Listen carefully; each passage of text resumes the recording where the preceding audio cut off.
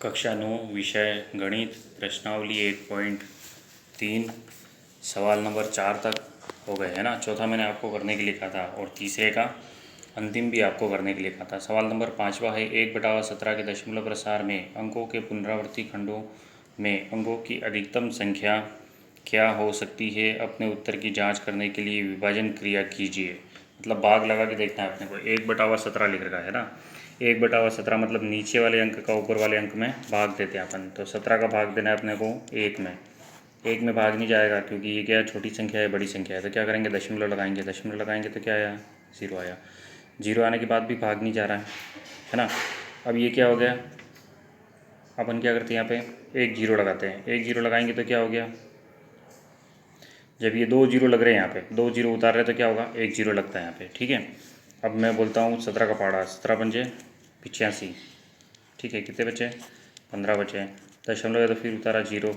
17 का पहाड़ा बोलो, कितनी बार बोल सकते हैं अपन, 17 8 136 है ना। तो 136 कितने बचे, 4। 6 का पैरामीटर 4, एक आधी कैन किया तो कितना है, 14 पॉइंट है तो 0 आ गया होगा। 136 है तो वापस कितनी बार बोल सकता हूँ, 8 बार बोल सकता हूँ मैं, है ना। फिर 136 आएगा। 136 आया तो कितने बचे, 4 बचे। दशमलव है तो फिर क्या लिखा, 0। 17 गुण 17, 17 दूनी 34। कितने बचे, 6 बचे। 6 लिखे, दशमलव है तो फिर 0 आ जाएगा, है ना।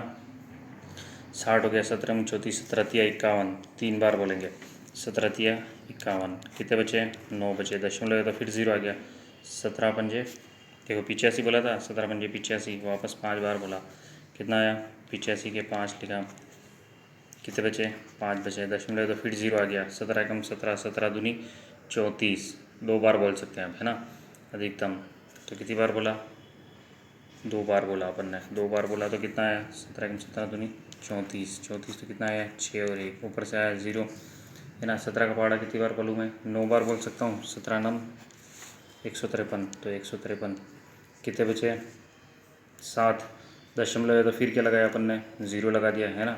17 कम 34, 17 तो 51, 17 चौक 68, 17 चौक 68, 68, कितने बचे, 2 बचे, है ना। ये 2 यहाँ पे लिख रहा हूँ मैं, ठीक है, 2 बचे।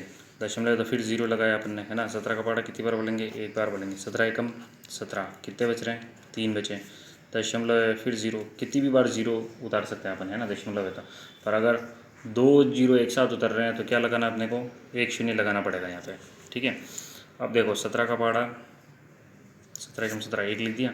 अब 17 का पहाड़ा बोलते हैं वापस। 17 एकम 17, 34, 34 ज़्यादा हो रहा है तो फिर 1 बार बोलेंगे। 17 एकम 17, कितने बचे अपने पास, 3, एक आधी के अंदर कितना आया, 13 आया। दशमलव तो फिर 0। 17 का पहाड़ा बोलो, 17 का पहाड़ा 17 नम 153, है ना। 17 सत्ते 119, 17 सत्ते 119, 7 बार। अब 9 है तो कितना आएगा, 1 आएगा। 1 आगे तिकन किया तो 2 तो कितना आ गया, 11 आ गया, ठीक है। 11 दशमलव फिर 0 लिखा मैंने। 17 का पहाड़ा कितनी बार बोलूँ, 6 बार बोलता हूँ अगर मैं, है ना। 6 बार बोलते हैं 17 का पहाड़ा तो कितना आएगा, 102, 102। ये इसके नीचे ही चलता रहना चाहिए, ठीक है। मेरे पास जगह नहीं इसलिए मैंने यहाँ पे लिख दिया। कितना आएगा, 8 आएगा, ठीक है। फिर दशमलव है तो फिर 0 आ गया। फिर कितनी बार बोलेंगे 17 का पहाड़ा, 17 का पहाड़ा 17 34, 17 चौक 68, 17 पंजे 85, ज़्यादा आ रहा है 5 बार। तो कितनी बार बोलेंगे, 4 बार बोलेंगे, है ना। 4 बार बोलेंगे तो कितना आया, 68 आया। 68 लिखा है यहाँ पे। कितने बचेंगे, अब अपने पास बच रहे हैं 2 और 1, 12। यहाँ लिख रहा हूँ मैं 12, ठीक है। ये नीचे चलता रहना चाहिए आपके लिए, है ना। फिर आएगा 0, कितनी बार बोले 17 का पहाड़ा, 17 सत्ते 119, 119, 119 तो कितना आया, 1 आया। देखो 1 आते ही क्या हो गया, वही सवाल हो गया। अब 1 1 लिखा यहाँ पे, है ना। 1 आ गया तो अब ये क्रिया क्या होगी, चलती रहेगी। मतलब इतने अंकों की क्या हो रही है, बारंबारता हो रही है। बारंबारता हो रही है तो इसके ऊपर क्या लिख सकते हैं अपन, लाइन खींच सकते हैं। यहाँ पे 1 और लिखना, ठीक है। इस प्रकार से 1 नहीं, कितनी बार बोला था, 7 बार बोला था ना, तो 7 लिख दिया अपन ने, हाँ।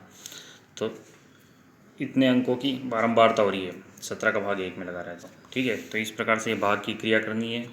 सवाल नंबर 5वां है।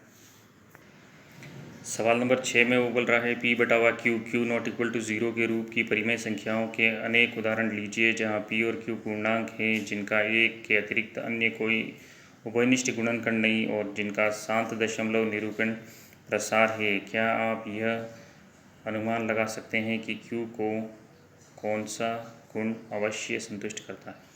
ठीक है, Q को कौन सा गुण अवश्य संतुष्ट करता है, तो वो कह रहा है कि P/Q के रूप में परिमेय संख्याओं को अनेक उदाहरण लीजिए, है ना। बहुत सारे उदाहरण ले सकते हैं अपन P और Q को, जहाँ एक के अतिरिक्त अन्य कोई उभयनिष्ठ गुणनखंड नहीं है। अब वो उभयनिष्ठ गुणनखंड नहीं होगा तो क्या होगा, इसका मतलब नीचे जो संख्या दे रखी है या तो वो अभाज्य संख्या हो।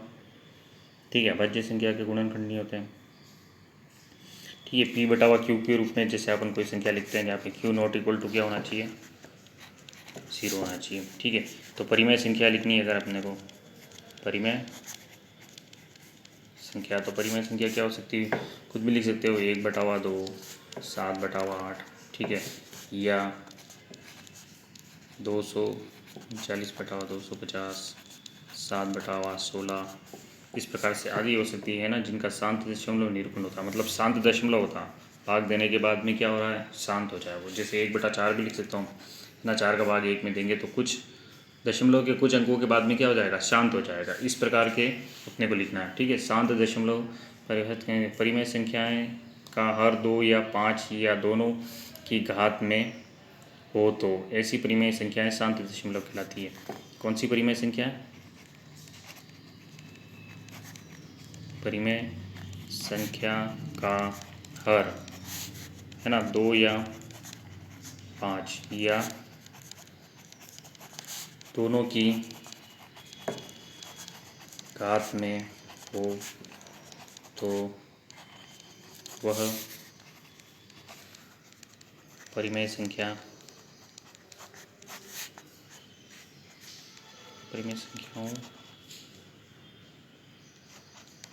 से शांत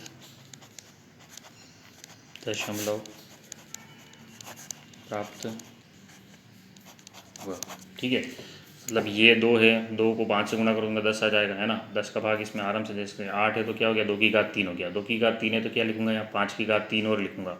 ठीक है, 2 को 5 से गुणा कर रहा है तो कितना आ रहा है, 10 आ रहा है। मतलब ये कहने का मतलब है नीचे 2 की घात कुछ भी हो सकती है, ठीक है, या 5 की घात कुछ भी हो सकती है, ठीक है, या हो सकता है 2 × 5, दोनों हो सकते हैं, या तो 2 भी हो सकता है, 5 भी हो सकता है, या 5 हो सकता है, या 2 हो सकता है। तो ये सब क्या कहलाएंगे, शांत दशमलव कहलाएंगे। ठीक है, इन घातों में होंगे तो जैसे 2 लिख रखा है तो यहाँ पे 5 नहीं तो क्या लिखूँ, नीचे × 5, जितना 5 की घात लिखूंगा उतनी उतनी 5 की घात ऊपर भी लिखूंगा, है ना। तो भिन्न में कोई परिवर्तन नहीं होगा।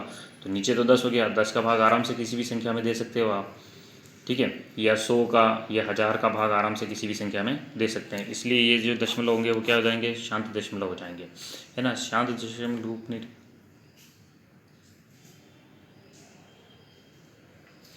तो यहाँ पर जो Q जो है वो Q जो है क्या लेना चाहिए, अभाज्य संख्या होनी चाहिए। ठीक है, अभाज्य गुणनखंड में केवल क्या होना चाहिए, 2 के घात या 5 के घात, ठीक है, या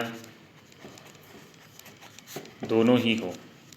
ठीक है, या तो 2 होना चाहिए या 5 होना चाहिए या दोनों ही हो सकते हैं। ठीक है, Q का अगर ये होगा तो क्या हो जाएगा, ये शांत दशमलव का।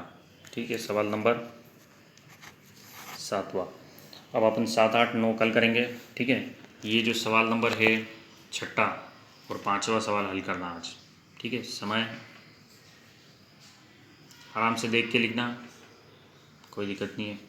अगर Q का जो मान है वो क्या होना चाहिए, 2 की घात कुछ भी हो, है ना, 5 की घात कुछ भी हो, या 2 × 5 दोनों ही हो सकते हैं।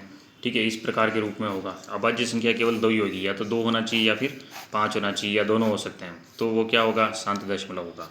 बस यही बताना है इसमें। ठीक है, तो चैनल को सब्सक्राइब करें और बेल आइकन दबाएं। सवाल आराम से करना।